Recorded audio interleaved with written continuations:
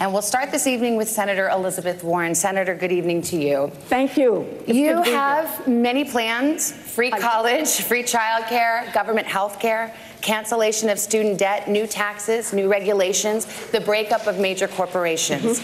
But this comes at a time when 71% of Americans say the economy is doing well, including 60% of Democrats. What do you say to those who worry this kind of significant change could be risky to the economy?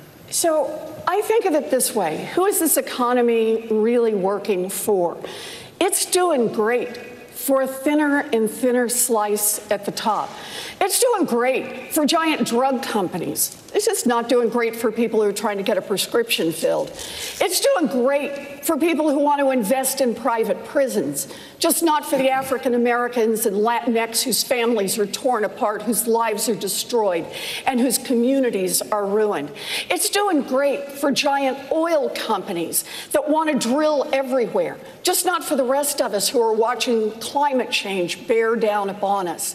When you've got a government, when you've got an economy that does great for those with money and isn't doing great for everyone else, that is corruption, pure and simple. We need to call it out, we need to attack it head on, and we need to make structural change in our government, in our economy, and in our country. Senator Klobuchar, you've called programs like free college something you might do if you were, quote, a magic genie. To be blunt, are the government programs and benefits that some of your rivals are offering giving your voters, people, a false sense of what's actually achievable? Well, first, the economy. We know that not everyone is sharing in this prosperity, and Donald Trump just sits in the White House and gloats about what's going on when you have so many people that are having trouble affording college and having trouble affording their premiums. So I do get concerned about paying for college for rich kids. I do. But I think my plan is a good one. And my plan would be to, first of all, make community college free and make sure that everyone else besides that top percentile gets help with their education. My own dad and my sister got their first degrees with community college. There's many paths to success, as well as certifications. Secondly, I'd use Pell Grants. I'd double them from $6,000 to $12,000 a year and expand it to the number of families that get covered, to families that make up to $100,000. And then the third thing I would do is make it easier for students to pay off their student loans. Because I can tell you this, if billionaires can pay off their yachts, students should be able to pay off their student loans. That's time. Thank you. Congressman O'Rourke, what we've just been discussing and talking about is how much fundamental change to the economy is desirable and how much is actually doable. In that vein, some Democrats want a marginal individual tax rate of 70% on the very highest earners, those making more than $10 million a year. Would you support that? And if not, what would your top individual rate be? This economy has got to work for everyone. And right now we know that it isn't. And it's going to take all of us coming together to make sure that it does. Necesitamos incluir cada persona en el éxito de esta economía.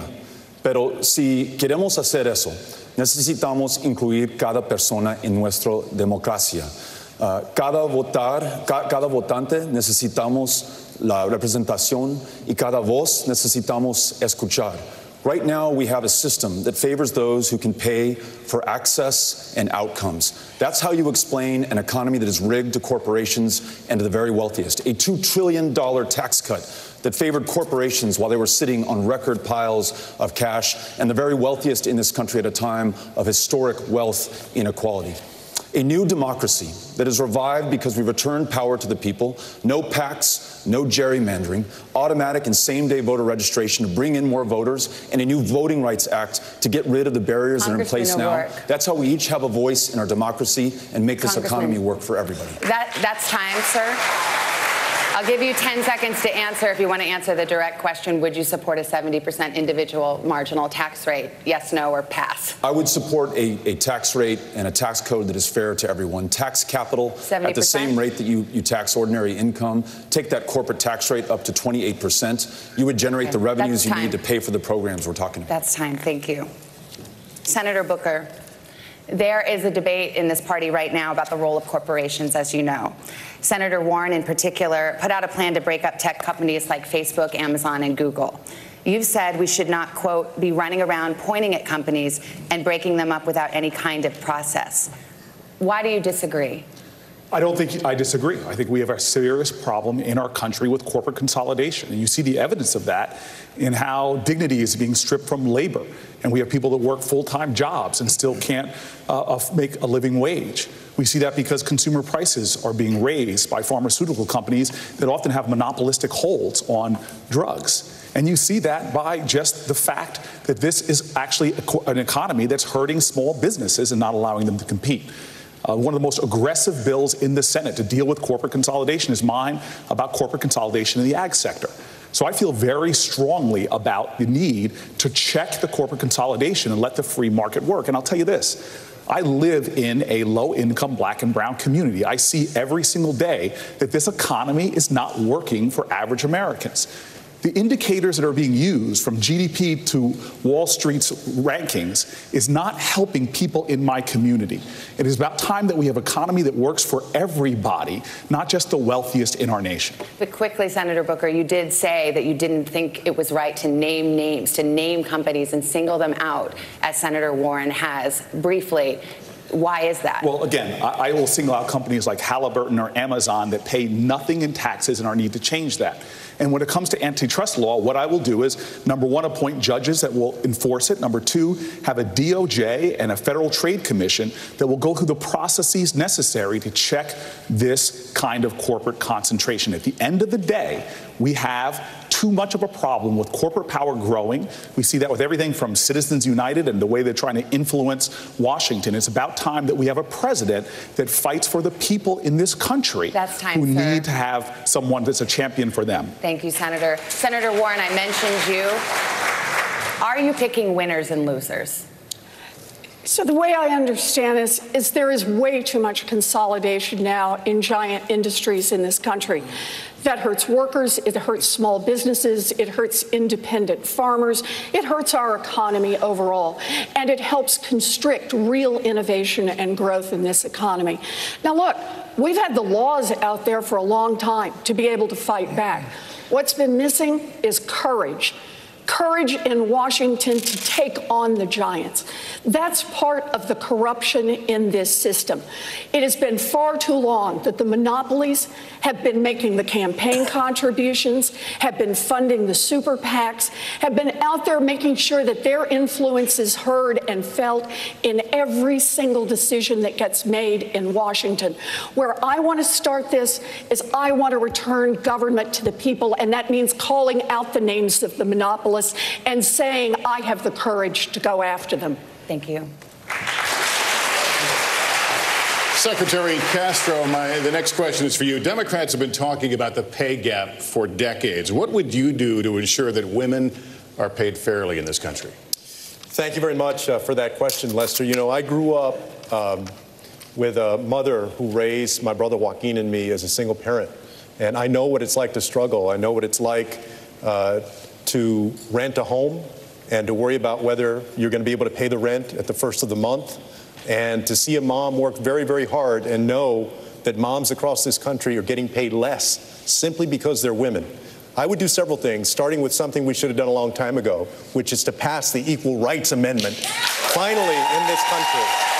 And also pursue legislation so that women are paid equal pay for equal work in this country. It's past time that we did that. And, you know, we have to do this. If we want to be the most prosperous nation in the 21st century, we need to make sure that women are paid what they deserve. All right, thank you. I want to put the same question to Congresswoman Gabbard. Your thoughts on equal pay? Yeah, well, first of all, let's recognize the situation we're in, that the American people deserve a president who will put your interests ahead of the rich and powerful. That's not what we have right now. I enlisted in the Army National Guard after the al-Qaeda terror attacks on 9/11, so I could go after those who had attacked us on that day. I still serve as a major, served over 16 years, deployed twice to the Middle East, and in Congress serve on the Foreign Affairs and Armed Services Committees for over 6 years. I know the importance of our national security, as well as the terribly high cost of war. And for too long, our leaders have failed us, taking us from one regime change war to the next, leading us into a new Cold War and arms race, costing us trillions of our hard-earned taxpayer dollars and countless lives. This insanity must end. As president, I will take your hard-earned taxpayer dollars and instead invest those dollars into serving your needs. Things like health care, a green economy, good-paying jobs, protecting our environment, and so much more. Mayor de Blasio, good evening. You're the mayor of the biggest city in the United States, but it's also one of the cities in the country with the greatest gap between the wealthy and the poor. How would you address income inequality? Well, we've been addressing income inequality in New York City by raising wages, by raising benefits, by putting money back in the hands of working people, $15 minimum wage, paid sick days, pre-K for all, things that are making a huge difference in working people's lives. But let me tell you, what we're hearing here already in the first round of questions is that battle for the heart and soul of our party. I want to make it clear. This is supposed to be the party of working people. Yes, we're supposed to be for a 70% tax rate on the wealthy. Yes, we're supposed to be for free college, free public college for our young people. We are supposed to break up big corporations when they're not serving our democracy. This Democratic Party has to be strong and bold and progressive. And in New York, we've proven that we can do something very different. We can put money back in the hands of working people. And let me tell you, every time you talk about investing in people and their communities, you hear folks say there's not enough money. What I say to them every single time is there's plenty of money in this world. There's plenty of money in this country. It's just in the wrong hands. We Democrats have to fix that. Congressman Delaney, do you agree? I think we need to do real things to help American workers and the American people. Right? This is the issue that all of us here on the campaign trail. We need to make sure everyone has a living wage. And I've called for a doubling of the earned income tax credit, raising the minimum wage, and creating paid family leave. That will create a situation where people actually have a living wage. That gets right to workers. Then we got to fix our public education system. It's not delivering the results our kids need, nor is college and post-high school career and technical training programs doing that. You know, I'm very different than everyone else here on the stage. Prior to being in Congress, I was an entrepreneur. I started 2 businesses.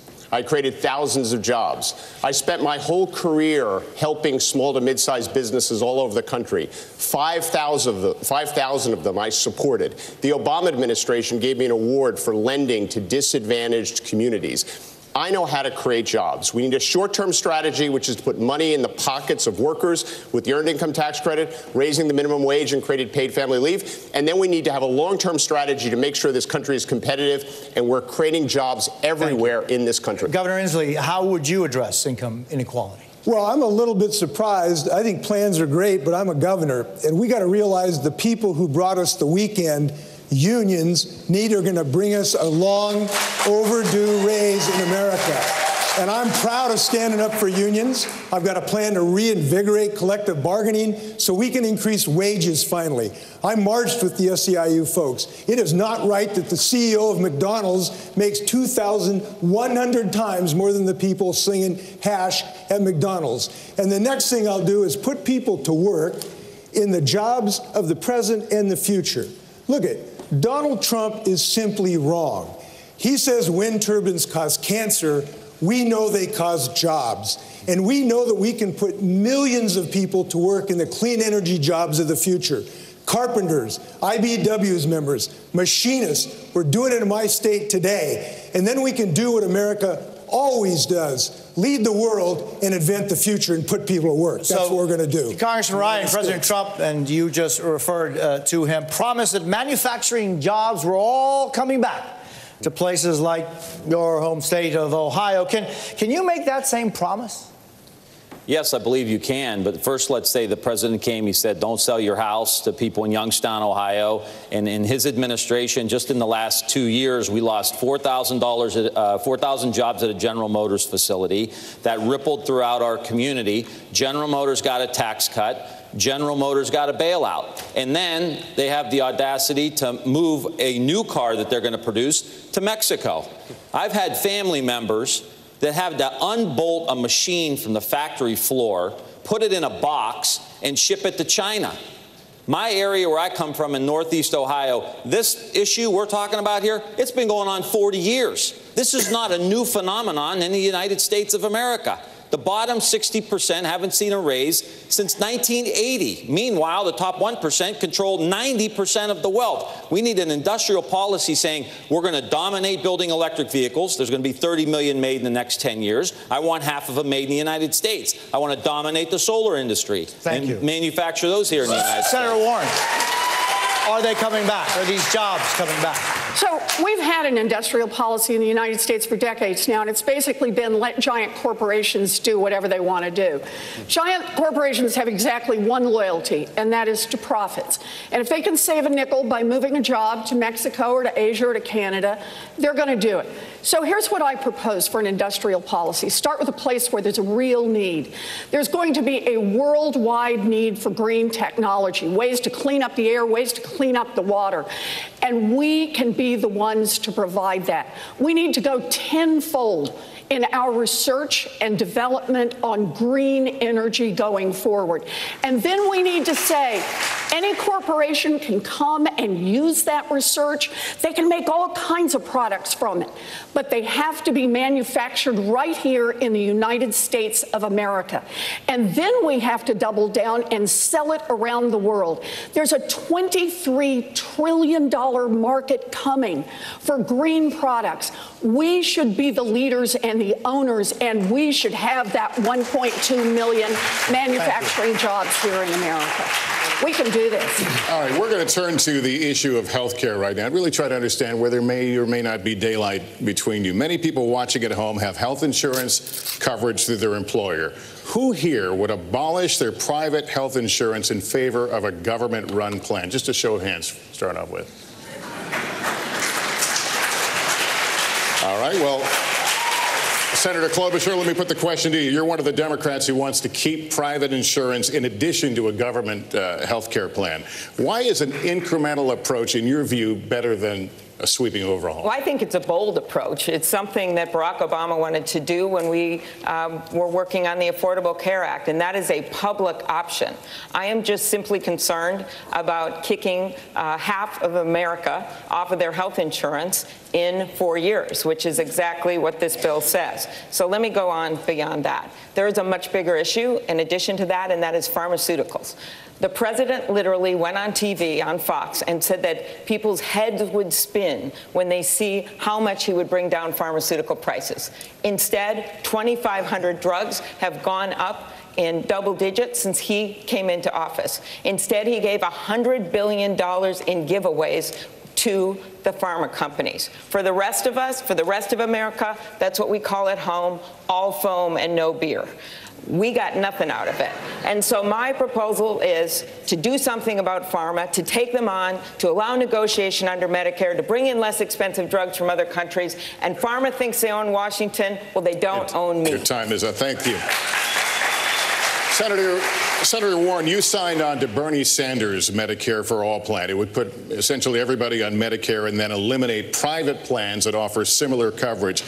Is that the plan or path that you would pursue as president? So yes, I'm with Bernie on Medicare for All, and let me tell you why.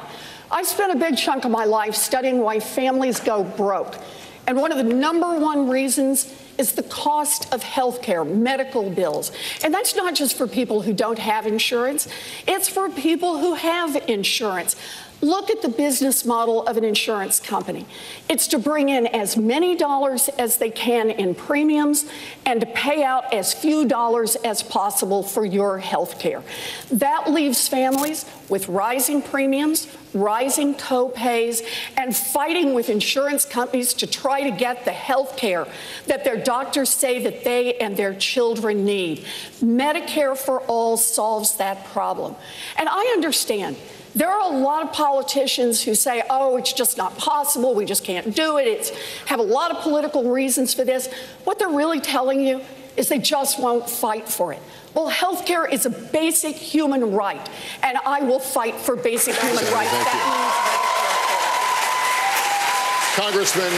Congressman O'Rourke, when you ran for Senate, you also praised a bill that would replace private insurance. This year, you're saying you're no longer sure. Can you explain why? My goal is to ensure that every American is well enough to live to their full potential because they have health care. In Laredo, Texas, I met a young man, 27 years old, told me that he'd been to a doctor once in his life. And on that visit, he was told he had diabetes, he was told he had glaucoma, and he was told untreated because he doesn't have health care, he'll be dead before the age of 40. So getting to guaranteed, high-quality, universal health care as quickly and surely as possible has to be our goal. The ability to afford your prescriptions and go to a primary care provider, the ability to see a mental health care provider. In Texas, the single largest provider of mental health care services is the county jail system today. And health care also has to mean that every woman can make her own decisions about her own body and has access to the care that makes that possible.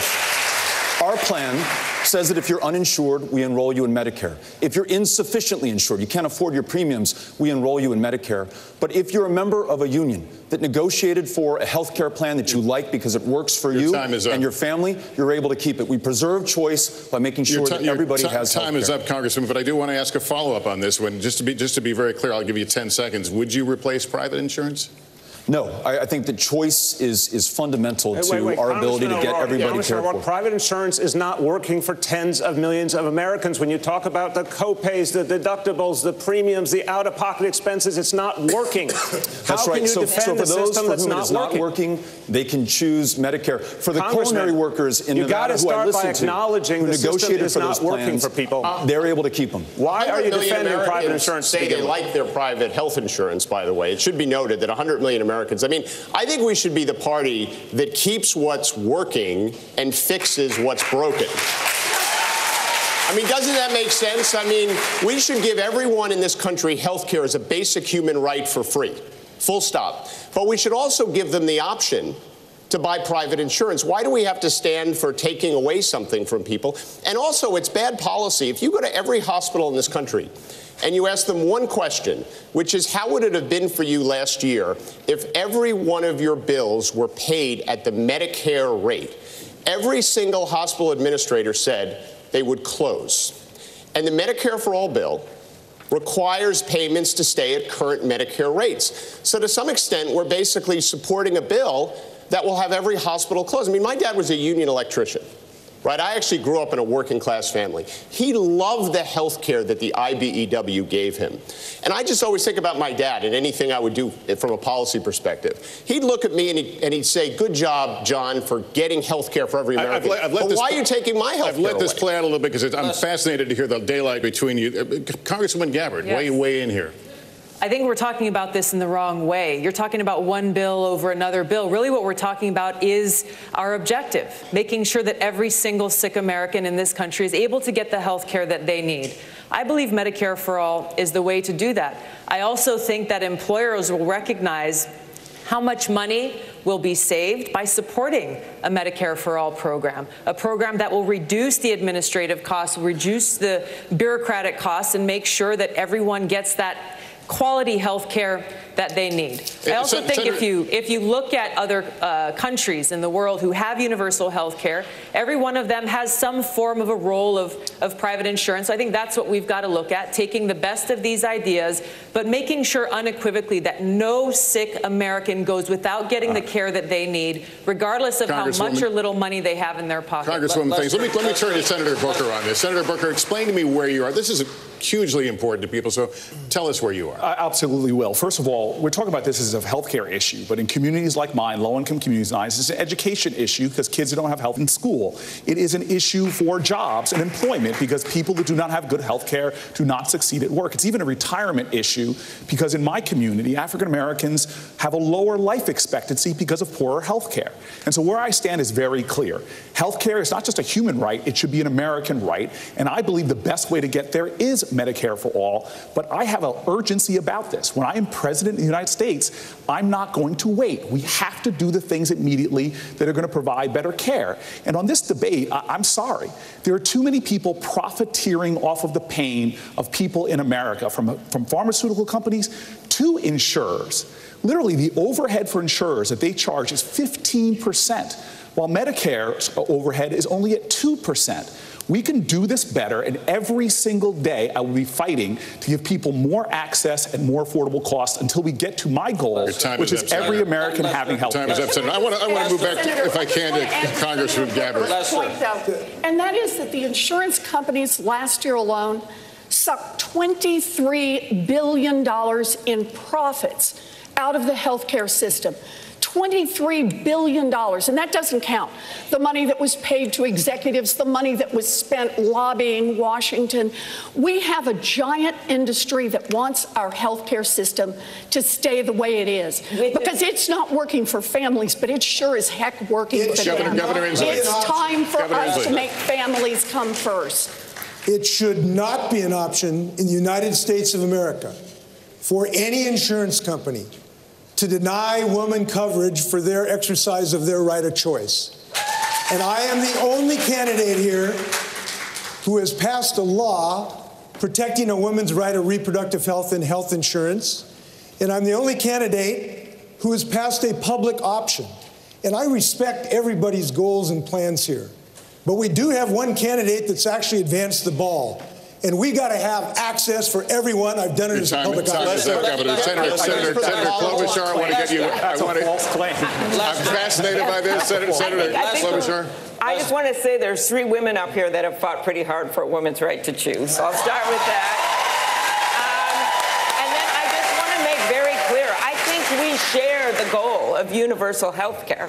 And the idea I put out there, the public option, which the governor was just talking about, this idea is that you use Medicare or Medicaid without any insurance companies involved. You could do it either way. And the estimates are 13 million people would see a reduction in their premiums. 12 more million people would get covered. So I think it is a beginning, and the way you start and the way you move to universal health care. Secretary Castro, this one is for you. All of you on stage support a woman's right to an abortion. You all support some version of a government health care option. Would your plan cover abortion, Mr. Secretary? Yes, it would. I don't believe only in reproductive freedom. I believe in reproductive justice. And, what that means is that just because a woman, or let's also not forget someone in the trans community, a trans female, is poor, doesn't mean they shouldn't have the right to exercise that right to choose. And so I absolutely would cover the right to have an abortion. More than that, everybody in this crowd and watching at home knows that in our country today, a person's right to choose is under assault in places like Missouri, in Alabama, in Georgia. I would appoint judges to the federal bench that understand the precedent of Roe v. Wade and will respect it. And in addition to that, make sure that we fight hard as we transition our healthcare system to one where everybody can get and exercise that right. Senator Warren, would you put limits on any limits on abortion? I would make certain that every woman has access to the full range of reproductive health care services, and that includes birth control, it includes abortion, it includes everything for a woman. And I want to add on that, it's not enough for us to expect the courts to protect us. 47 years ago, Roe versus Wade was decided, and we've all looked to the courts all that time as state after state has undermined Roe, has put in exceptions, has come right up to the edge of taking away protection. Your time is up, Senator.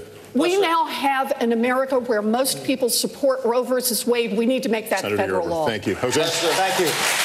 Senator Booker, I want to kind of come back on a discussion we were having about health and the opioid crisis. You represent a state where 14 of the 20 largest pharmaceutical companies are based. Should pharmaceutical companies that manufacture these drugs be held criminally liable for what they do? They should absolutely be held criminally liable because they are liable and responsible. This is one of the reasons why, well before I was running for president, I said I would not take contributions from pharma companies, not take contributions from corporate PACs or pharma executives, because they are part of this problem. And this opioid addiction in our country, we in cities like mine have been seeing how we've tried to arrest our way out of addiction for too long. It is time that we have a national urgency to deal with this problem and make the solutions that are working to actually be the law of our land and make the pharmaceutical companies that are responsible help to pay for that. Congressman O'Rourke, how would you deal with it? Tonight in this country, you have 2.3 million of our fellow Americans behind bars. It's the largest prison population on the face of the planet.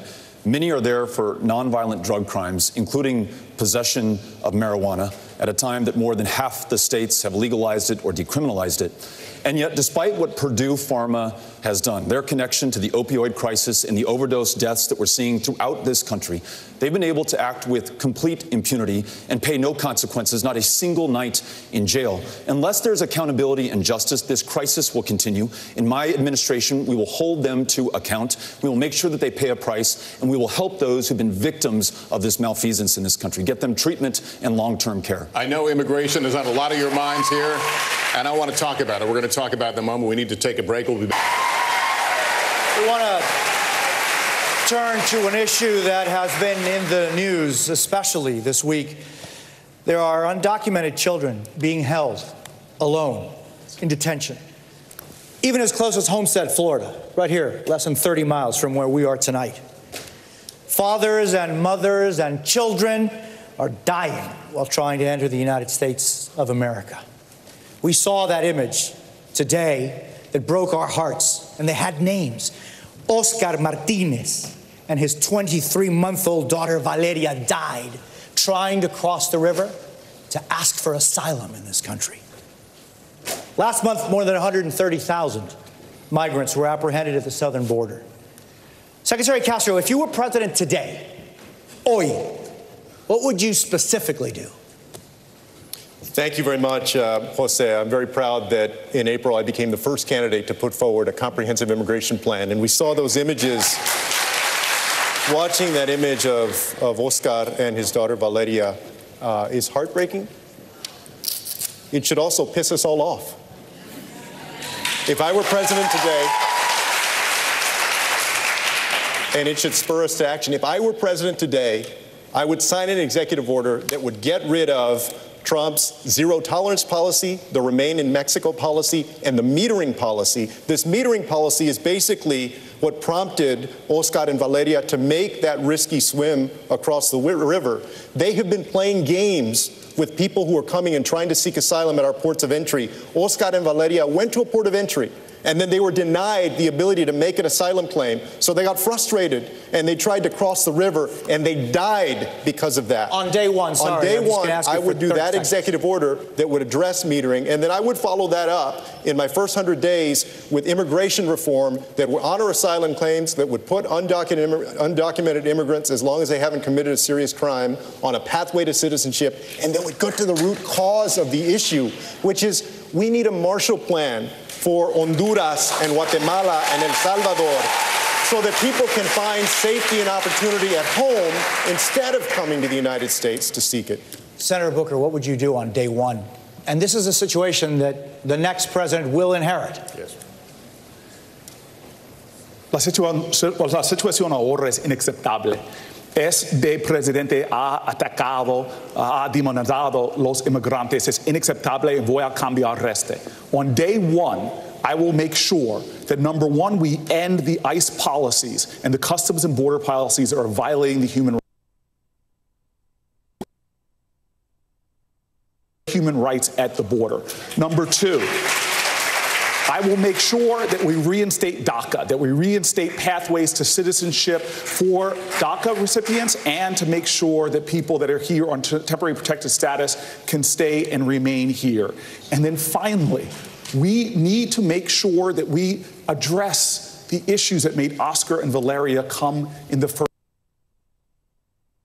in the Northern Triangle, not like this president is doing, by ripping away the resources we need to actually solve this problem.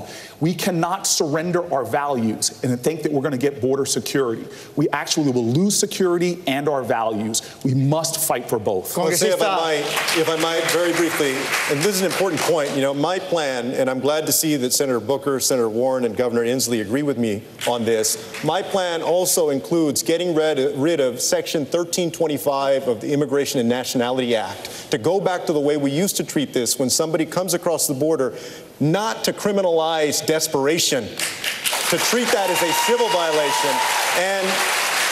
And here's why it's important. We see all of this horrendous family separation. They use that law, Section 1325, to justify under the law separating little children from their families. Jose, and so I want to challenge every single candidate on this stage to support the repeal of Section 1325. 30 seconds. As my friend here said, I agree with him on that issue, but folks should understand that the separation of children from families doesn't just go on at our border. It happens in our communities as ICE are ripping away parents from their American children, spouses and the like, and are creating fear in cities all across this country where parents are afraid to even drop their kids off to school or go to work. We must end those policies as well. Discussion about immigration in this country, because look at the bottom line here. That tragic photo of that parent, that child. And I'm saying this as a father. Every American should feel that in their heart, and every American should say that is not America. Those are not our values, but we have to get under the skin of why we have this crisis in our system, because we're not being honest about the division that's been fomented in this country. The way that American citizens have been told that immigrants somehow created their misery and their pain and their challenges. For all the American citizens out there who feel you're falling behind, who feel the American dream's not working for you, the immigrants didn't do that to you. The big corporations did that to you. The 1% did that to you. We need to be the party of working people, and that includes a party of immigrants. But first, we have to tell working people in America who are hurting that we're going to be on their side every single time against those big corporations who created this mess to begin with. And remind people we're all in this together. If we don't change that debate, that politics that's holding us back, we won't get all these reforms people are talking about. That's what we need to do as Democrats. Congresista, if I could, I'm sorry. Congresista O'Rourke, ¿qué haría usted en el primer día, si usted es presidente, sobre esta realidad que está ocurriendo? What would you do, Congressman, day one at the White House?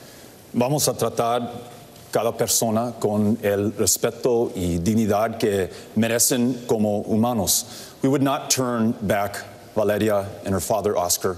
We would accept them into this country and follow our own asylum laws. We would not build walls. We would not put kids in cages. In fact, we would spare no expense to reunite the families that have been separated already. And we would not criminally prosecute any family who is fleeing violence and persecution.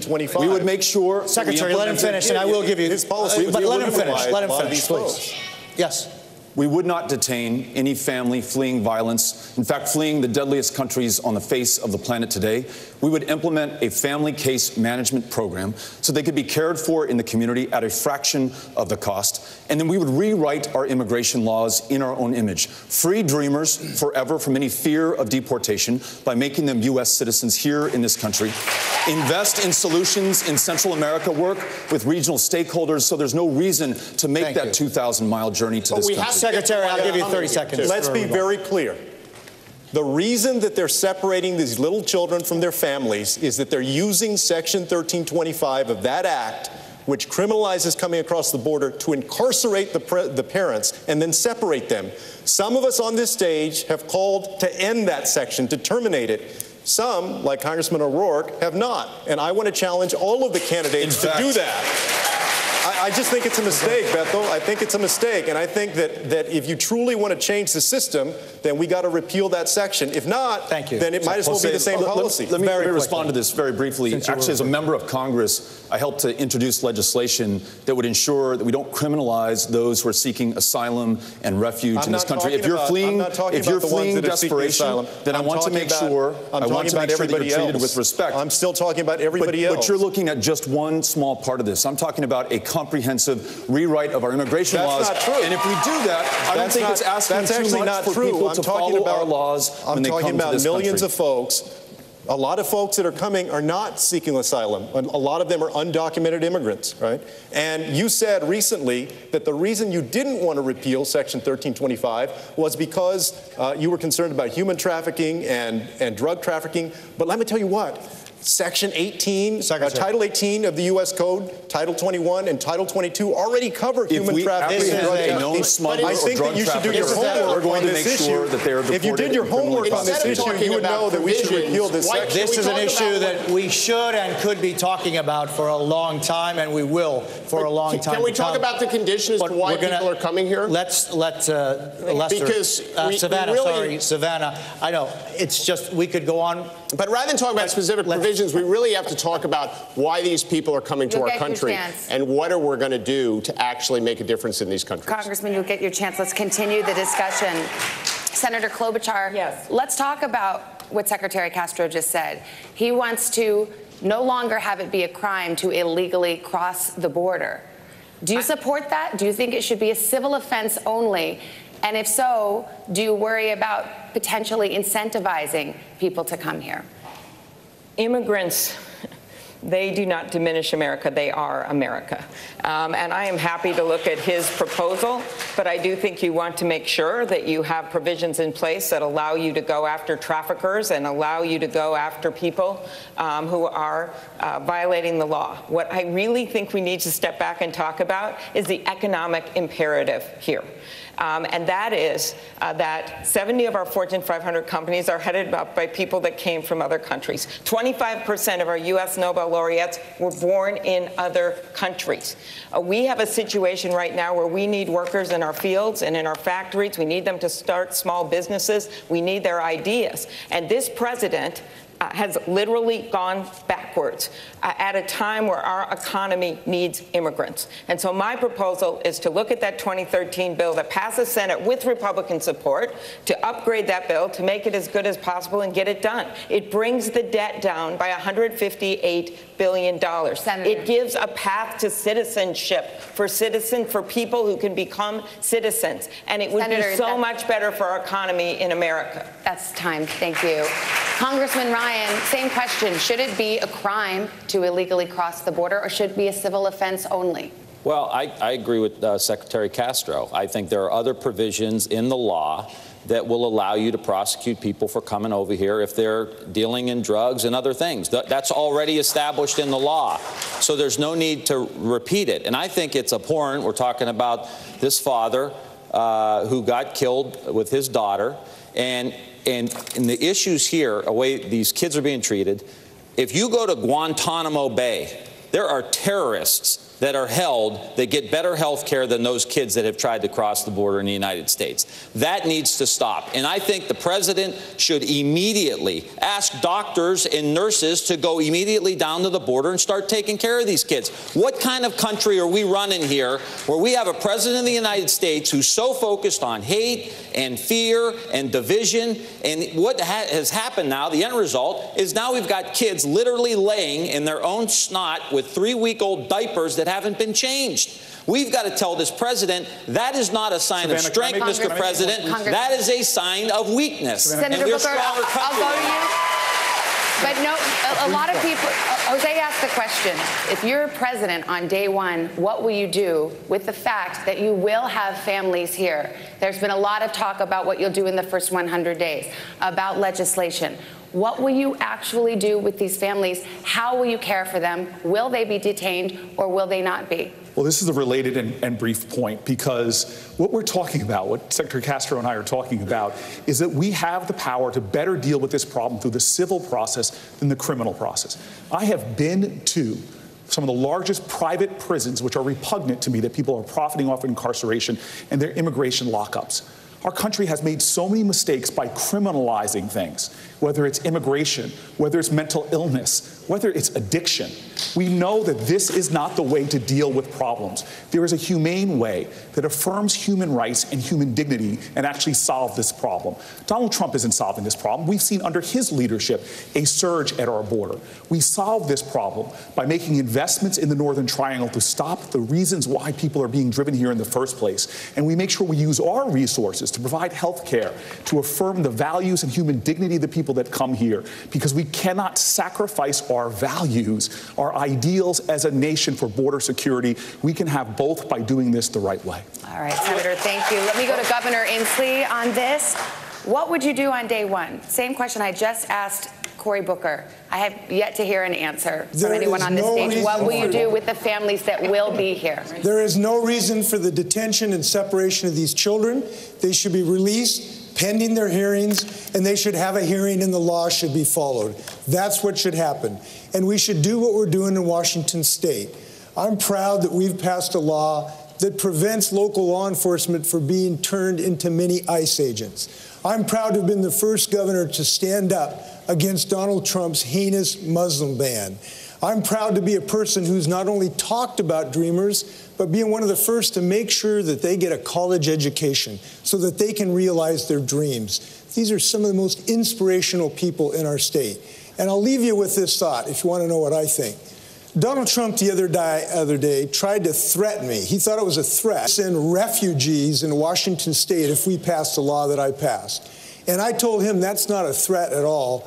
We welcome refugees into our state. We recognize diversity as a strength. This is how we've built America. That tradition is going to continue if I'm president of the United States. We're going to switch to another topic now. We've got a lot to get through. Let's talk. My grandfather was actually separated from his family when he came to this country. We're going to talk about Iran right now because we're working against the clock. Tankers have been attacked. A U.S. drone has been shot down. There have been disturbing threats issued by both the U.S. and Iranian leadership. I'd like, if you can, just for a moment, to put aside how you think we may have gotten here. But what I want to know is, how do you dial it back? So a show of hands, who as president would sign on to the 2015 nuclear deal as it was originally negotiated?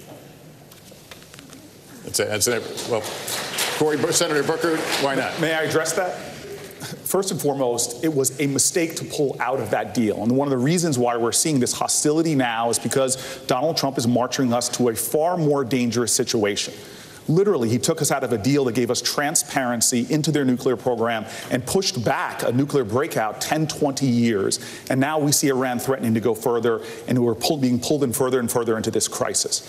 We need to renegotiate and get back into a deal, but I'm not going to have a primary platform to say unilaterally I'm going to rejoin that deal, because when I'm president of the United States, I'm going to do the best I can to secure this country and that region and make sure that if I have an opportunity to leverage a better deal, I'm going to do it. All right, Senator Klobuchar, I'd like you to answer that question because you said you would negotiate yourself back into the Iranian agreement.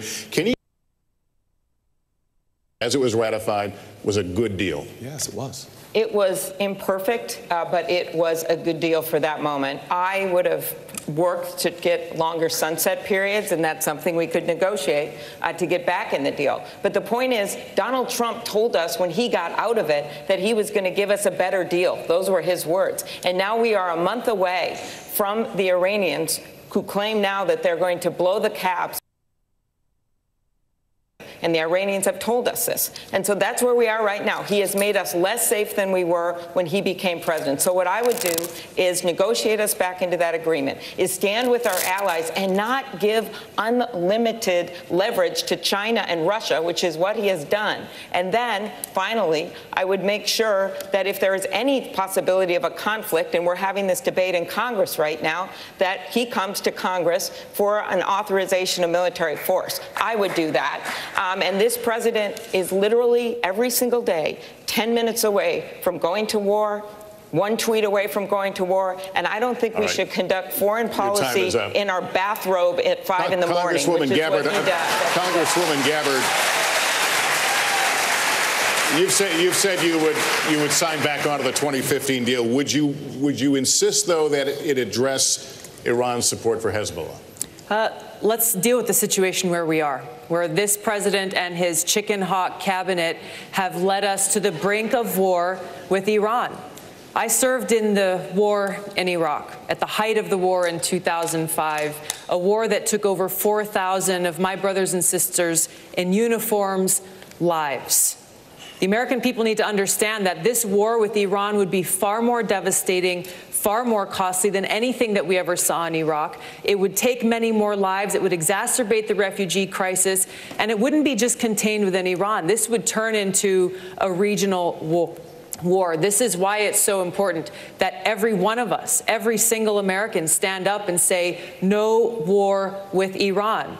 We need to get back into the Iran nuclear agreement, and we need to negotiate how we can improve it. It was an imperfect deal. There are issues like their missile development that needs to be addressed. We can do both simultaneously to prevent Iran from developing a nuclear weapon and preventing us from going to war. Time is up, and I have just a very quick follow-up. Well, what would your red line be for military action against Iran? Look, obviously, if there was an attack against the our troops, then there would have to be a response. But my point is, and it's important for us to recognize this, is Donald Trump and his cabinet, Mike Pompeo, John Bolton, and others, are creating a situation that just a spark would light off a war with Iran, which is incredibly dangerous. That's why we need to de-escalate tensions. Trump needs to get back into the Iran nuclear deal and swallow his pride, put the American people first. Hey, but wait a minute. All right, we are out. But we will have much more. Mayor de Blasio will have more. Start by recapping the rules. 20 candidates qualified for this first Democratic debate. We're going to hear from 10 tonight, 10 more tomorrow. The breakdown for each night was selected at random. Now, the candidates will have 60 seconds to answer, 30 seconds for a follow-up if necessary, and we will be ruthless if necessary. Yeah, we can do that. By the way, hi, Rachel. Hi, Chuck. How you doing? Good. And we've got a lot of ground to cover. We're going to be talking about guns and climate here up top. A whole lot more in this hour. Obviously, because of the size of the field, not every person will be able to weigh in on everything, but over the course of this next hour, we will hear from everyone. I promise everybody. And to begin with, we're going to go with guns. And Senator Warren, I want to start with you. We are less than 50 miles from Parkland, Florida, where 17 people were killed in a school shooting last year, and where there has been significant activism on gun violence ever since. Many of you are calling for a restoration of an assault weapons ban, but even if implemented, there will still be hundreds of millions of guns in this country. Should there be a role for the federal government? Their mics are on. Everybody's mics are on. I think we have I heard that too. That's okay. I think we had a little mic issue in the back. Control room, we've got contrary We have I think audio. we heard, yeah, we have the audience audio. All right. So the question is simply this. We're from, I apologize, you guys didn't get to hear this, the first part of the question. Obviously, we're not far from Parkland, Florida. Gun activism has become a big part of high school life up there in Broward County. Many of you are calling for tighter gun restrictions. Some of you are calling for the restoration of the assault weapons ban. But even if it's put in place, there's still going to be perhaps hundreds of millions of guns still on the streets. Is there a role for the federal government in order to get these guns off the streets?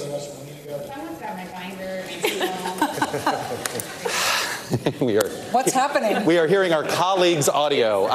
If the control room could turn off the mics. Yeah, if the control room could turn off the mics of our previous moderators, we will. I think it's the prior moderators. You know, we prepared for everything. Guess what, guys? We did not prepare for this. We are going to take a quick break. We're going to get this technical, we believe we have the technical difficulties fixed. Never say that. Never say never, but we will march forward here, and I will lean forward here a little bit. Senator Warren, we're going to get to the gun question here. Parkland, Florida, it's just north of here in Broward County. As you know, it has created a lot of teenage activism on the gun issue. It has inspired a lot of you to come out with more robust plans to deal with guns, including assault weapons ban. But even if you're able to implement that, what do you do about the hundreds of millions of guns already out there? And does the federal government have to play a role in dealing with it? So in this period of time that I've been running for president, I've had more than 100 town halls. I've taken more than 2,000 unfiltered questions. And the single hardest question I've gotten, I got one from a little boy and I got one from a little girl. And that is to say, when you're president, how are you going to keep us safe? That's our responsibility as adults. 7 children will die today from gun violence, children and teenagers. And they won't just die in mass shootings. They'll die on sidewalks, they'll die in playgrounds, they'll die in people's backyards. Gun violence is a national health emergency in this country, and we need to treat it like that. So what can we do? We can do the things that are sensible. We can do the universal background checks. We can ban the weapons of war. But we can also double down on the research and find out what really works, where it is that we can make the differences at the margins that will keep our children safe. We need to treat this like the virus that's killing our children. You didn't address, do you think the federal government needs to go and figure out a way to get the guns that are already out there? What I think we need to do is we need to treat it like a serious research problem, which we have not done.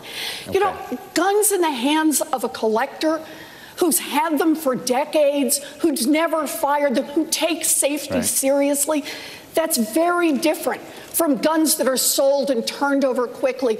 We can't treat this as an across-the-board problem. We have to treat it like a public health emergency. That means bring data to bear, and it means make real change in this country, whether it's politically popular or not. Senator Booker, you have a program. We need to fight for our children. Senator Booker, you have a federal government buyback program in your plan. How is that going to work? Well, first of all, I want to say my colleague and I both have been hearing this on the campaign trail. But what's even worse is I hear gunshots in my neighborhood. I think I'm the only one, I hope I'm the only one on this panel here that had 7 people shot in their neighborhood just last week. Someone I knew, Shahad Smith, was killed with an assault rifle at the top of my block last year. For millions of Americans, this is not a policy issue. This is an urgency. And for those who have not been directly affected, they're tired of living in a country where their kids go to school to learn about reading, writing, and arithmetic, and how to deal with an active shooter in their school. This is something that I'm tired of, and I'm tired of hearing people, all they have to offer is thoughts and prayers. In my faith, people say faith without works is dead.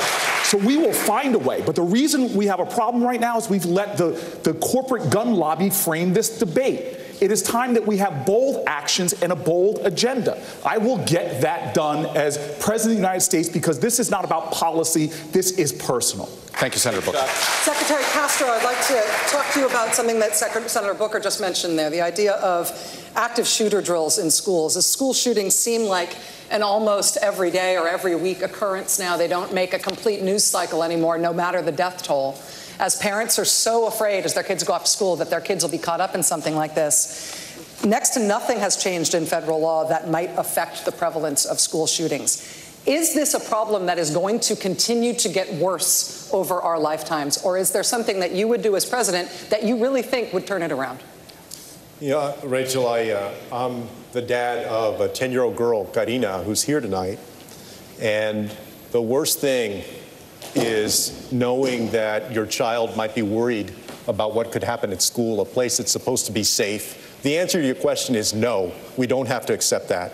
And I believe that on January 20th, 2021, at 12:01 p.m., we're going to have a Democratic president, a Democratic House, and a Democratic Senate.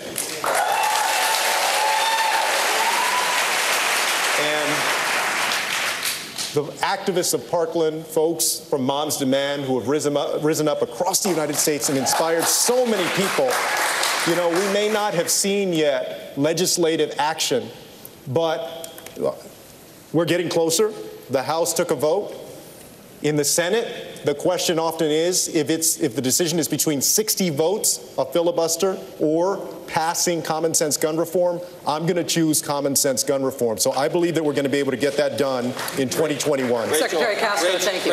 Rachel, I have something to add to this briefly. We'll give you 30 seconds for follow-up on that question, on that answer from Secretary Castro. Congressman Ryan. You're talking about in the schools. These kids are traumatized. I support all the gun reforms here. We need to start dealing with the trauma that our kids have. We need trauma-based care in every school. We need social and emotional learning in every school. 90% of the shooters who do school shootings come from the school they're in, and 73% of them feel shamed, traumatized, or bullied. We need to make sure that these kids feel connected to the school. That means a mental health counselor in every single school in the United States. We need to start playing offense. If our kids are so traumatized that they're getting a gun and going into our schools, we're doing something wrong too, and we need reform around trauma-based care. Congressman O'Rourke, you're a Texan who's you campaigned all over the state in 2018 in the most conservative parts there. What do you tell a gun owner who may agree with you on everything else? Okay, but says, you know what, the Democrats, if I vote for them in there, they're going to take my gun away. And even though I agree with you on all these other issues, how do you have that conversation? Here's how we had that conversation in Texas. I shared with them what I learned from those students who survived the Santa Fe High School shooting. A young student named Bree, her friend Marcel, who survived another shooting, the mother of a victim who lost her life, Rhonda Hart. They talked about universal background checks, where you close every loophole. We know that they save lives. Talked about ending the sales of assault weapons into our communities. Those weapons of war were designed to kill people as effectively and as efficiently as possible. They should belong on the battlefield and not in our communities. Red flag laws, so that if someone poses a danger to themselves or to someone else, they're stopped before it's too late. And what I found in each one of those 254 counties is that Democrats and independents and Republicans, gun owners and non-gun owners alike, agreed. But this effort must be led by the young people that you referenced at the beginning of this issue. Those students from Marjory Stoneman Douglas led the charge here in Florida, and they've been able to change those laws. They're making our democracy work, ensuring that our values and our interests and our priorities are reflected in the laws that we pass. Thank you, Congressman O'Rourke. Hang on. Let me give 30 seconds. Senator Klobuchar, the Iron Range, I'm curious. Gun confiscation, right? If the government is buying back, how do you not have that conversation? Well, that's not confiscation. You would give them the offer to buy back their gun. But I'll say this. I look at these proposals and I say, does this hurt my Uncle Dick and his deer stand, coming from a proud hunting and fishing state? These proposals don't do that. When I was a prosecutor, I supported the assault weapon ban. When I was in the Senate, I saw those moms from Sandy Hook come and try to advocate for change, and we all failed. And then now these Parkland kids from Florida, they started literally a national shift. You know why? It's just like with gay marriage. When kids talk to their parents and their grandparents, they say, I don't understand why we can't put these sensible things in place. They listen. And if we get bested by a bunch of 17-year-olds, it's the best thing that ever happened. Thank you. We need to get Senator, thank you. Senator Booker, let me go to you on another matter, actually. Senator Mitch McConnell says that his most consequential achievement as Senate Majority Leader was preventing President Obama from filling a Supreme Court seat. Having served with Republicans on the Judiciary Committee, do you believe they would confirm your court nominees? I'm going to use 20 of my seconds just to say there's one thing we don't all agree with when it comes to guns, and I think it's common sense, and over 70% of Americans agree with me. If you need a license to drive a car, you should need a license to buy and own a firearm. And not everybody in this field agrees with that, but in states like Connecticut that did that, they saw 40% drops in gun violence and 15% drops in suicides. We need to start having bold agendas on guns. When it comes to the Supreme Court, very clearly, I agree with my friend, Secretary Castro. We are going to get to 50 votes in the Senate. This is a team sport. Whoever is our nominee needs to campaign in places like South Carolina, because we can elect Jamie Harrison. They need to campaign in places like Iowa, because we can win a Senate seat there. This is about getting us back to having 50 votes in the Senate and more, so that we can not only balance the Supreme Court, but start to pass an aggressive agenda that, frankly, isn't so aggressive because most of America agrees with the policy objectives of our party. Mayor de Blasio, I want to jump in on this for a follow-up. Mayor de Blasio, you're using we have to actually... Congressman Delaney, you'll have some time in a moment on this issue. Congressman Delaney, I'll give you some time in a moment. Mayor de Blasio, as an executive in the largest city in this country, you are used to saying what you want to have happen and having it happen. If you nominate a Supreme Court nominee as President of the United States and Mitch McConnell is still Senate Majority Leader, what makes you believe that he would allow you to make a nominee? Rachel, I am chief executive of the nation's largest city, and I also want to just say something quick on the gun issue and come to your question.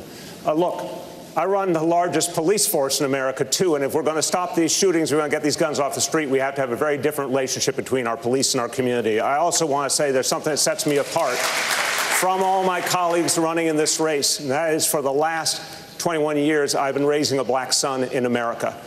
And I have had to have very, very serious talks with my son Dante about how to protect himself on the streets of our city and all over this country, including how to deal with the fact that he has to take special caution because there have been too many tragedies between our young men and our police, too, as we saw recently in Indiana.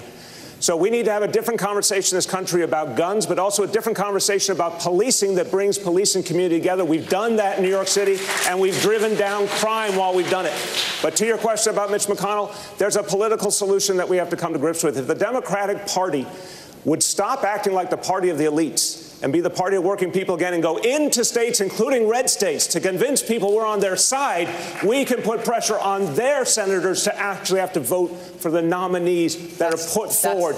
Decent jurists deserve that right. Thank you, Mayor de Blasio. Senator Warren, I'm going to get you. I will get you 30 seconds. I promise. Let me get this question. We're trying.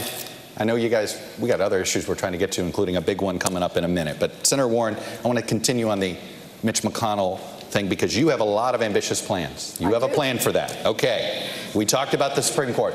Do you have a plan to deal with Mitch McConnell if you don't beat him in the Senate? If he's still sitting there as the Senate Majority Leader, it's very plausible you be elected president with a Republican Senate. Do you have a plan to deal with Mitch McConnell? I do.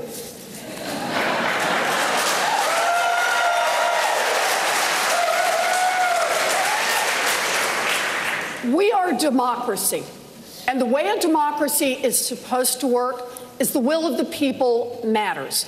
Now, we for far too long have had a Congress in Washington that has just completely dismissed what people care about across this country.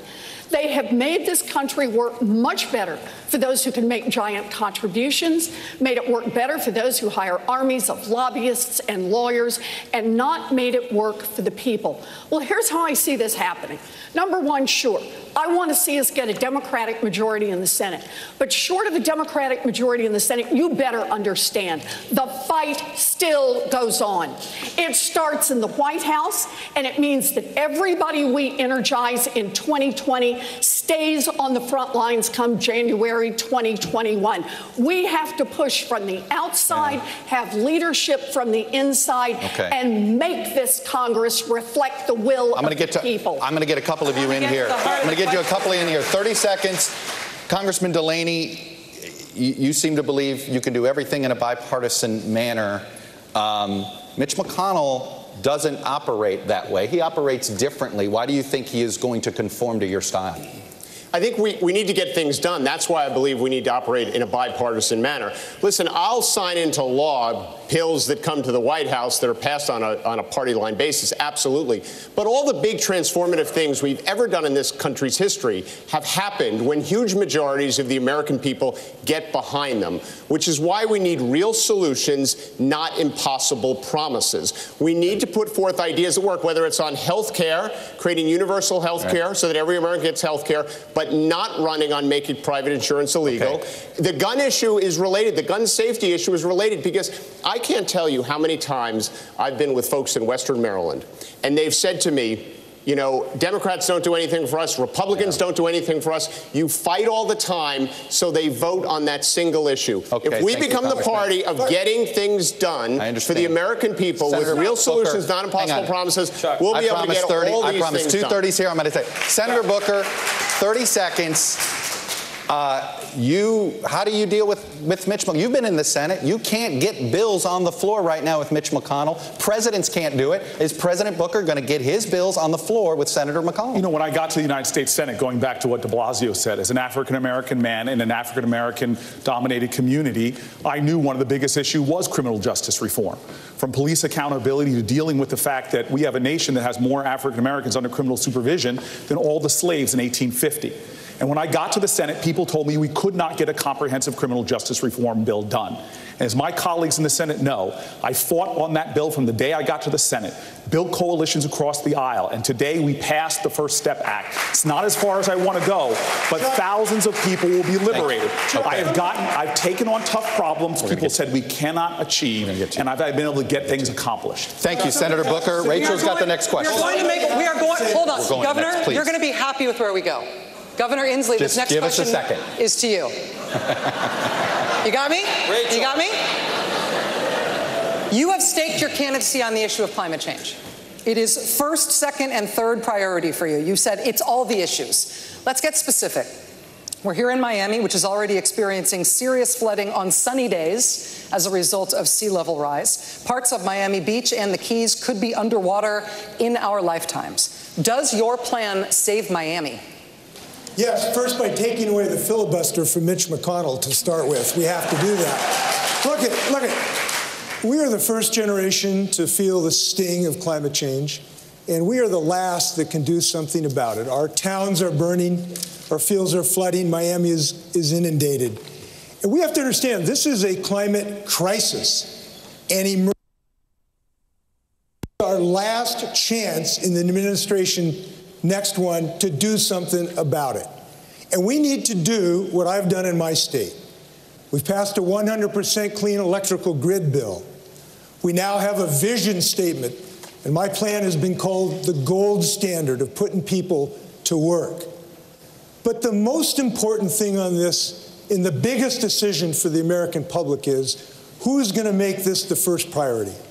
And I am the candidate and the only one who's saying this has to be the top priority of the United States, the organizing principle to mobilize the United States so that we can do what we've always done, lead the world and invent the future and put 8 million people to work. Governor, that's what we're going to do. Governor, Congressman O'Rourke, you've also put out a big climate change plan from your campaign. You want some big changes in a pretty short period of time, including switching to renewable energy, pushing to replace gas-powered cars in favor of electric ones. What's your message to a voter who supports the overall goal of what you're trying to do, but suddenly feels as if government's telling them how to live and ordering them how to live? What is that balance like? I think you've got to bring everybody in to the decisions and the solutions to the challenges that we face. That's why we're traveling everywhere, listening to everyone. We were in Pacific Junction, a town that had never meaningfully flooded before, just up against the Missouri River in Iowa. And every home in that community had flooded. There were farms just outside of Pacific Junction that were effectively lakes. Those farmers already underwater in debt. Their markets closed to them by a trade war under this administration, and now they don't know what to do. We, in our administration, are going to fund resiliency in those communities, in Miami, in Houston, Texas, those places that are on the front lines of climate change today. We're going to mobilize $5 trillion in this economy over the next 10 years. We're going to free ourselves from a dependence on fossil fuels, and we're going to put farmers and ranchers in the driver's seat, renewable and sustainable agriculture to make sure that we capture more carbon out of the air and keep more of it in the soil, paying farmers for the environmental services that they want to provide. If all of us does all that we can, then we're going to be able to keep this planet from warming another 2 degrees Celsius and ensure that we match what this country can do and live up to our promise and our potential. 30 seconds. Secretary Castro, who pays for the mitigation to climate, whether it's building seawalls, for people that are perhaps living in places that they shouldn't be living? Is this a federal government issue that needs to do that? Do they have to move these people? What do you do about that where maybe they're building a house someplace that isn't safe? Who pays to build that house? And how much should the government be bailing them out? Well, I don't think that represents the vast majority of the issue. In fact, my first visit after I announced my candidacy wasn't to Iowa or New Hampshire, it was to San Juan, Puerto Rico. Because people should know that if I'm elected president, everybody will count. And, I'm one of the few candidates in this race with executive experience, with a track record of getting things done. When I was mayor of San Antonio, we moved our local public utility. We began to shift it from coal-fired plants to solar and other renewables, and also created more than 800 jobs doing that.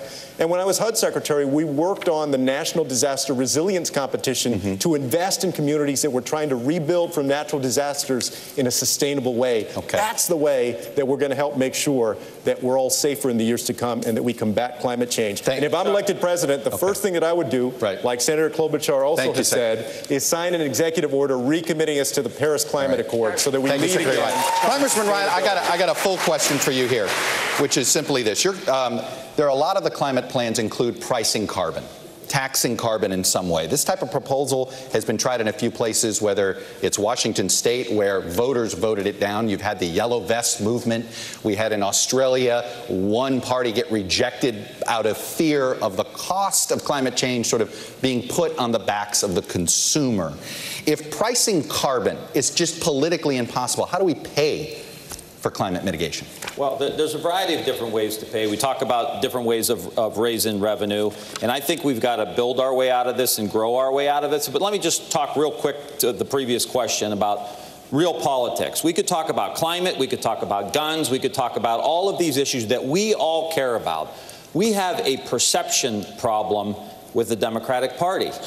we are not connecting to the working class people in the very states that I represent, in Ohio, in the industrial Midwest. We've lost all connection. That we have got to change the center of gravity of the Democratic Party from being coastal and elitist and Ivy League, which is the perception, to somebody from the forgotten communities that have been left behind for the last 30 years, to get those workers back on our side so we can say we're going to build electric vehicles, we're going to build solar panels.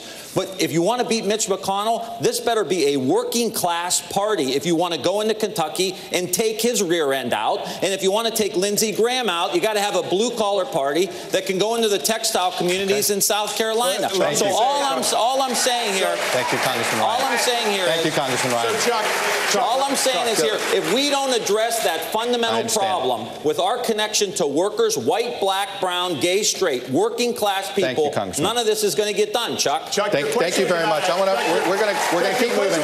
Congressman Delaney, I'm going to get to you. I introduced the only bipartisan carbon tax bill in Congress. All right.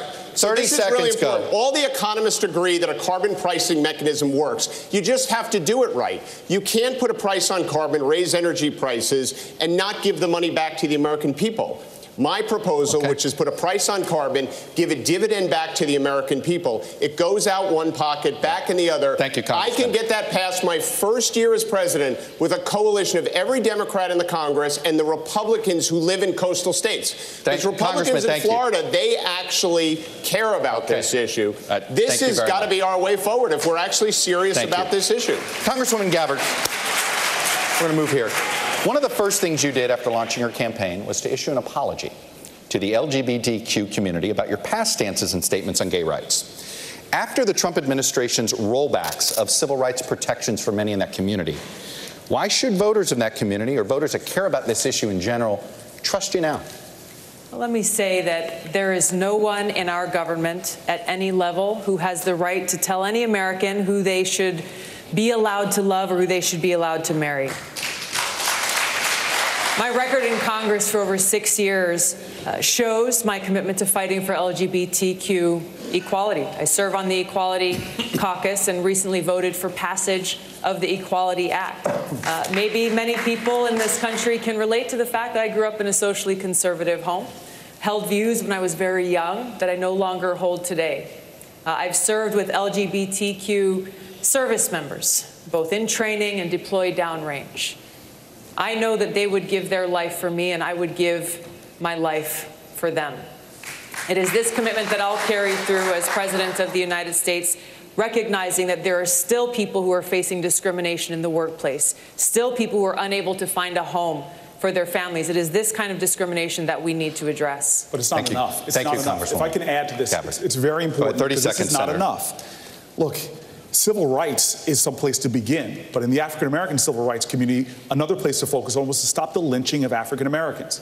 We do not talk enough about trans Americans, especially African-American trans Americans, and the incredibly high rates of murder right now. We don't talk enough about how many children, about 30% of LGBTQ kids, who do not go to school because of fear. It's not enough just to be on the Equality Act. I'm an original co-sponsor.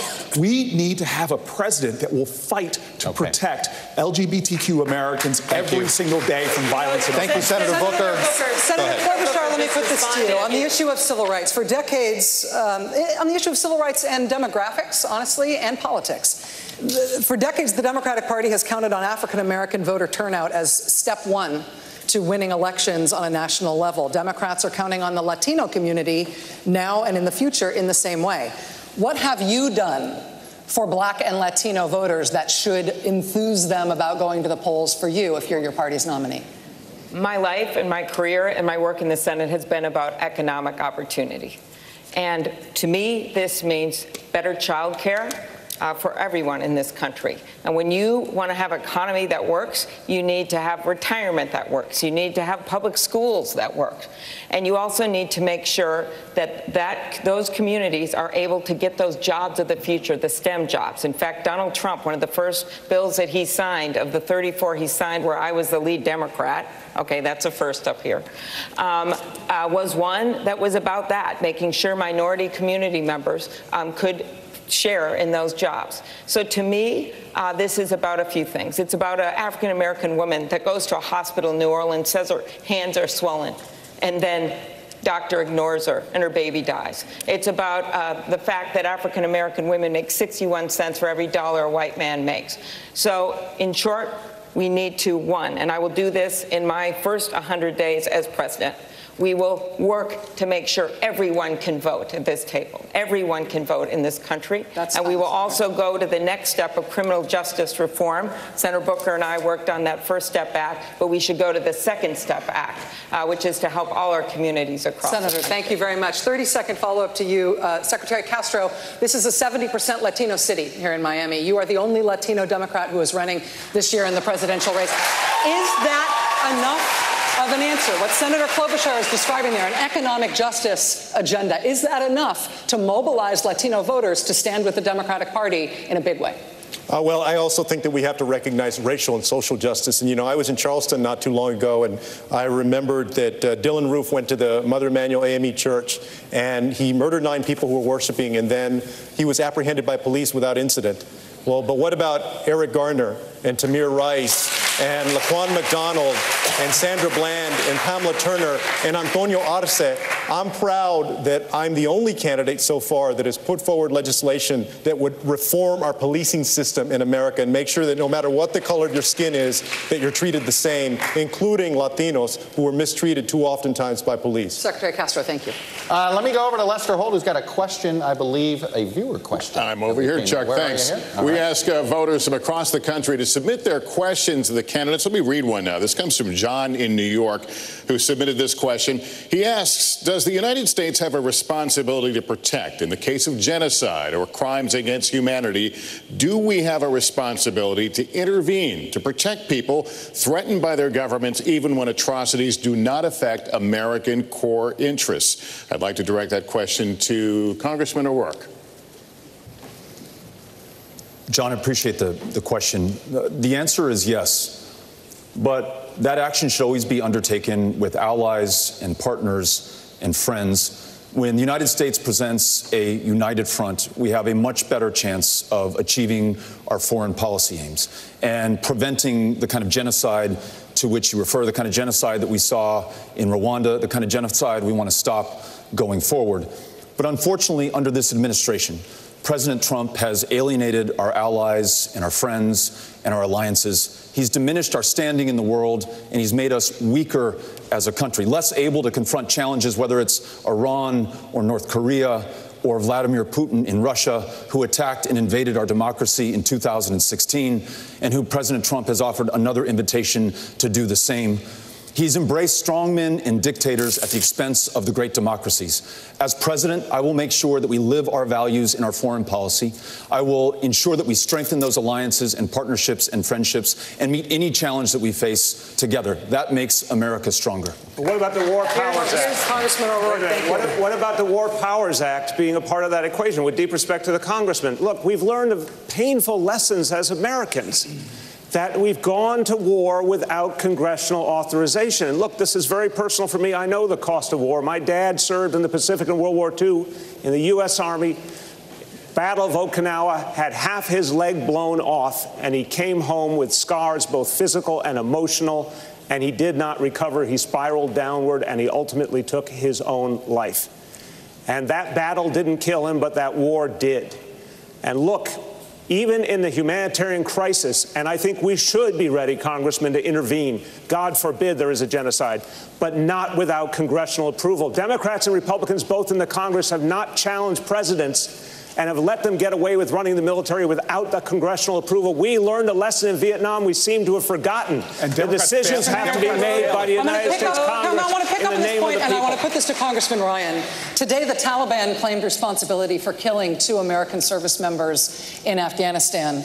Leaders as disparate as President Obama and President Trump have both said that they want to end U.S. involvement in Afghanistan. But it isn't over for America. Why isn't it over? Why can't presidents of very different parties and very different temperaments get us out of there? And how could you? I appreciate that question. So I've been in Congress 17 years, And 12 of those years, I've sat on the Armed Services Committee, either the Defense Appropriations Committee or the Armed Services Committee. And the lesson that I've learned over the years is that you have to stay engaged in these situations. Nobody likes it. It's long. It's tedious. But right now we have, so I would say we must be engaged in this. We must have our State Department engaged. We must have our military engaged to the extent they need to be. But the reality of it is this president doesn't even have people appointed in the State Department to deal with these things, whether we're talking about Central America, whether we're talking about Iran, whether we're talking about Afghanistan. We've got to be completely engaged. And here's why. Because these flare-ups distract us from the real problems in the country. If getting drone shot down for $130 million because the president is distracted, that's $130 million that we could be spending in places like Youngstown, Ohio, or Flint, Michigan, or rebuilding. Congresswoman Gabbard, I'm going to give you 30 seconds, actually, to jump off what he said. He described engagement as the problem. Is that what you will tell the parents of those 2 soldiers who were just killed in Afghanistan? Well, we just have to be engaged. As a soldier, I will tell you that answer is unacceptable. We have to bring our troops home from Afghanistan. We are in a place in Afghanistan where we have lost so many lives. We've spent so much money, money that's coming out of every one of our pockets, money that should be going into communities here at home, meeting the needs of the people here at home. We are no better off in Afghanistan today than we were when this war began. This is why it's so important to have a president and commander-in-chief who knows the cost of war and who's ready to do the job on day one. I am ready to do that job when I walk into the Oval Office. Thank you very much. Listen, I'm going to go down the line. I'm going to go down the line here. Well, you know what? You felt like she was responding. You get 30 seconds. Go. Good man. Fair enough. I appreciate that. I hear what you're saying. I would just say I don't want to be engaged. I wish we were spending all this money in places that I've represented that have been completely forgotten and we were rebuilding. But the reality of it is, if the United States isn't engaged, the Taliban will grow and they will have bigger, bolder terrorist acts. We have got to have some present there. The Taliban was there long before we came in. They'll be there long before we leave. Well, we cannot keep U.S. troops deployed to Afghanistan thinking that we're going to somehow squash this Taliban that has been there, that every other country that's tried I didn't say squash them. When we weren't in there, they started flying planes into our buildings. So I'm just saying right now, the Taliban didn't attack us on 9/11. Al-Qaeda did. Well, I understand. Al-Qaeda attacked us on 9/11. I understand. That's why I and so many other people joined the military to go after Al-Qaeda, not the Taliban. The Taliban was protecting those people who were plotting against us. All I'm saying is, if we want to go into elections and we want to say that we got to withdraw from the world, that's what President Trump is saying. We can't. I would love for us to. You know who's protecting Al-Qaeda right now in Saudi Arabia? I want to go down the line here, finish up foreign policy. It's a simple question. What is the biggest threat to who is the geopolitical threat to the United States? Just give me a one-word answer, Congressman Delaney. Could you repeat the question? Greatest geopolitical threat to the United States right now, Congressman Delaney? Well, the biggest geopolitical challenge is China, but the biggest geopolitical threat remains nuclear weapons. Okay. Right? So those are different questions. Totally get it. Go ahead, Governor Inslee. The biggest threat to the security of the United States is Donald Trump, and there's no question. Congresswoman Gabbard. The greatest geopolitical threat. The greatest threat that we face is the fact that we are at a greater risk of nuclear war today than ever before in history. Senator Two Klobuchar. threats: economic threat, China, but our major threat right now is what's going on in the Mideast with Iran. If we don't get our try to keep it at one, slimmer than what we've been going here. One or two words. Our existential threat is climate change. We have to confront it before it's too late. Senator Warner.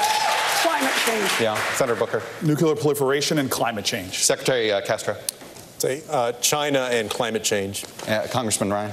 China, without a question, they're wiping us around the world economically. And Mr. Mayor.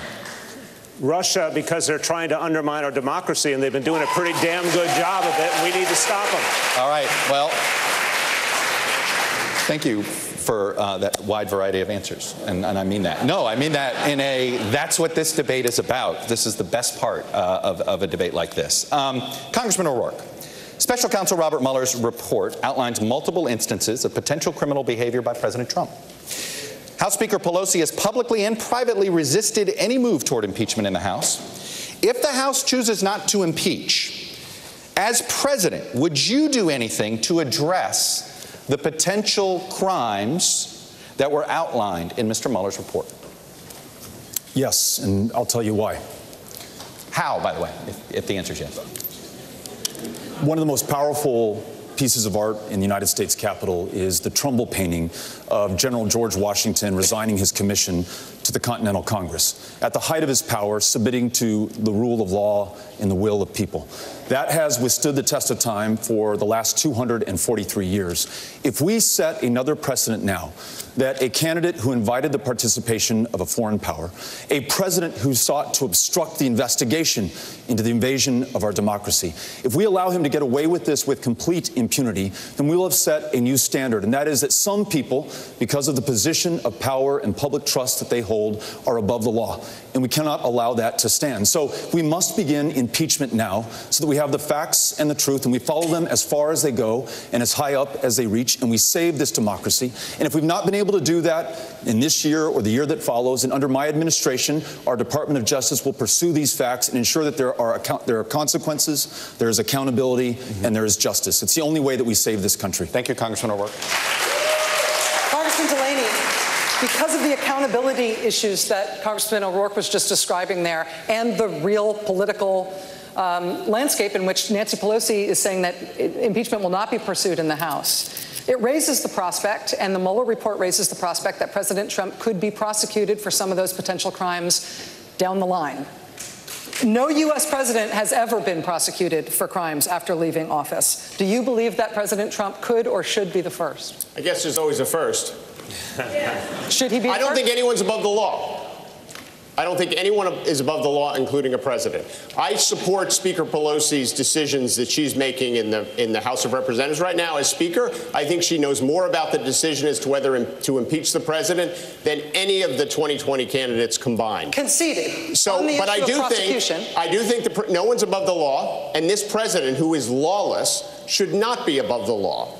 But I will tell you, Rachel, the one thing when you're out doing as much campaigning as I've done, 400 events, all 99 counties in Iowa, this is not the #1 issue the American people ask us about. It's not. They want to know what we're going to do for health care, how we're going to lower pharmaceutical prices, how we're going to build infrastructure, what we're going to do to create jobs in their communities. You know, last year in our country, 80% of the money for startup businesses went to 50 counties in this country. There's over 3,000 counties in this country.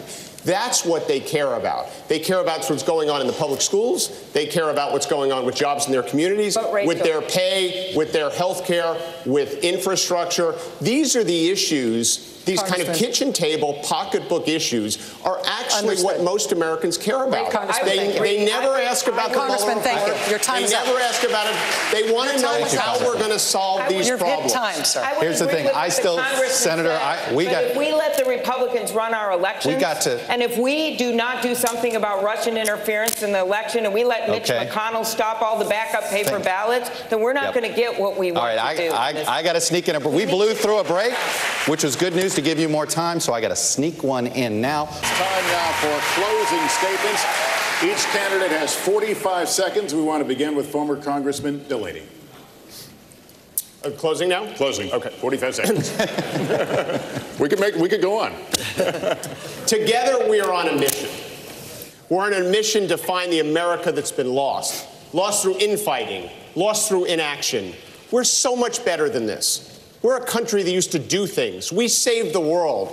We created the American dream for millions of people like myself, the grandson of immigrants, the son of a union electrician who went on to become a successful business leader and create thousands of jobs. But we did these things with real solutions, not with impossible promises. And those are the roots that we have to get back to. I'm running for president to solve these problems, to build infrastructure, to fix our broken health care system, to invest in communities that have been left behind, to improve public education. I just don't want to be your president to be your president. Your 45 seconds I want to be your president to do the job. Thank you, sir. This is not about me. This is about getting America working again. Thank you. Mayor de Blasio, Mayor, your closing statement. It matters. It matters in this fight for the heart and soul of our party that we nominate a candidate who has seen the face of poverty and didn't just talk about it, but gave people $15 minimum wage. It matters that we nominate a candidate who saw the destruction wrought by a broken health care system and gave people universal health care. It matters that we choose someone who saw the wasted potential of our children denied pre-K and gave it to every single one of them for free. These things really matter. And these are the things that I've done in New York, and I want to do the same for this whole country. Because putting working people first, it matters. We need to be that party again. Let's work together. With your help, we can put working people first again in America. Thank you, Mayor de Blasio. Right on time. Governor Inslee, 45 seconds. Grandchildren, we love them all. And when I was thinking about whether to run for president, I made a decision. I decided that on my last day on earth, I wanted to look them in the eye and tell them I did everything humanly possible to protect them from the ravages of the climate crisis. And I know to a moral certainty, if we do not have the next president who commits to this as the top priority, it won't get done. And I am the only candidate, frankly, I'm surprised. I'm the only candidate who's made this commitment to make it the top priority. If you join me in that recognition of how important this is, we can have a unified national mission. We can save ourselves. We can save our children. We can save our grandchildren. And we can save literally the life on this planet. This is our moment. Governor, thank you. Congressman Ryan, your 45 seconds. There's nothing worse than not being heard. Nothing worse than not being seen. And I know that because I've represented for 17 years in Congress a forgotten community.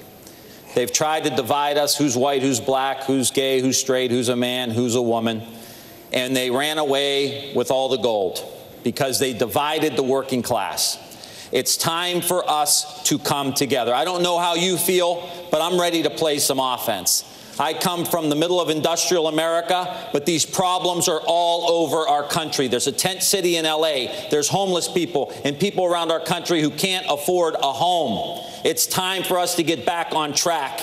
The teacher in Texas, the nurse in New Hampshire, the waitress in Wisconsin, all of us coming together, playing offense with an agenda that lifts everybody up. Thank you, I will only promise you one thing. When I walk into that Oval Office every morning, you will not be forgotten. Your voice will be heard. Thank you. Congresswoman Gabbard, you have 45 seconds for your closing. You know, our nation was founded on the principles of service above self. People who fled kings who literally prospered on the backs and the sacrifices of people. Coming here to this country, instead putting in place a government that is of, by, and for the people. But that's not what we have. Instead, we have a government that is of, by, and for the rich and powerful. This must end. As president, our White House will be a beacon of light, providing hope and opportunity, ushering in a new century where every single person will be able to get the health care they need, where we will have clean air to breathe and clean water to drink, where we will have good-paying jobs in a new green economy. Join me in ushering in this new century with peace, prosperity, opportunity, and justice for all. Congresswoman, thank you. Secretary Castro, you have 45 seconds, sir. Me llamo Julián Castro y estoy postulando por presidente de los Estados Unidos. The very fact that I can say that tonight shows the progress that we have made in this country. Like many of you, I know the promise of America. My grandmother came here when she was 7 years old as an immigrant from Mexico. And just 2 generations later, one of her grandsons is serving in the United States Congress, and the other one is running for president of the United States. If I'm elected president, I will work hard every single day so that you and your family can get good health care, your child can get a good education, and that you can have good job opportunities, whether you live in a big city or a small town. And on January 20th, 2021, we'll say adios to Donald Trump. Senator Klobuchar, the floor is yours. 3 things to know about me. First, I listen to people, and that's how I get things done. That is my focus. I have a track record of passing over 100 bills where I'm the lead Democrat, and that is because I listened and I acted. And I think that's important in a president. Everything else just melts away. Secondly, I'm someone that can win and beat Donald Trump. I have won every place, every race, and every time. I have won in the reddest of districts, ones that Donald Trump won by over 20 points. I can win in states like Wisconsin and Iowa and in Michigan. And finally, yeah, I am not the establishment party candidate. I've got respect, but I'm not that person. I am the one that doesn't have a political machine, that doesn't come from money. And I don't make all the promises that everyone up here makes, but I can promise you this. I am going to govern with integrity. I'm going to govern for you. Thank you, Senator. Senador Booker, sus 45 segundos. Gracias. 50 years ago this month, my family moved into the town I grew up in because after being denied a house because of the color of their skin, it was activists, mostly white activists, that stood up and fought for them. That's the best of who we are as America, and why when I got out of law school, I moved into the inner city of Newark to fight as a tenant lawyer for other people's rights. I've taken on bullies and beat them. I've taken on tough fights, and we've won. And we win those fights not by showing the worst of who we are, but rising to who's best. Donald Trump wants us to fight him on his turf and his terms. We will beat him. I will beat him by calling this country to a sense of common purpose again. This is a referendum on him and getting rid of him, but it's also a referendum on us, who we are and who we must be to each other. It's time we win this election, and the way I'll govern is by showing the best of who we are, because that's what this country needs and deserves. Thank you. Congressman O'Rourke, 45 seconds. Our daughter Molly turned 11 this week. I'm on this stage for her, for children across this country, including some her same age who've been separated from their parents and are sleeping on concrete floors under aluminum blankets tonight. If we're going to be there for them, if we're going to confront the challenges that we face, we can't return to the same old approach. We're going to need a new kind of politics, one directed by the urgency of the next generation. Those climate activists who are fighting not just for their future, but for everyone's. Those students marching not just for their lives, but for all of ours. We'll need a movement like the one that we led in Texas. It renewed our democracy by bringing everyone in and writing nobody off. That's how we beat Donald Trump. That's how we bring this great country together again. Join us. This is our moment, and the generations that follow are counting on us to meet it. Thank you, Congressman. Senator Warren, you have 45 seconds for the final statement of the evening. Thank you. It's a great honor to be here. Never in a million years did I think I would stand on a stage like this. I was born and raised in Oklahoma. I have 3 older brothers. They all joined the military. I had a dream growing up, and my dream was to be a public school teacher. By the time I graduated from high school, my family didn't have the money for a college application, much less a chance for me to go to college. But I got my chance. It was a $50 a semester commuter college. That was a little slice of government that created some opportunity for a girl, and it opened my life. I am in this fight because I believe that we can make our government, we can make our economy, we can make our country work, not just for those at the top. We can make it work for everyone, and I promise you this, I will fight for you as hard as I fight for my own family. We would like to thank all of the candidates who participated with us tonight, and that will do it for night one.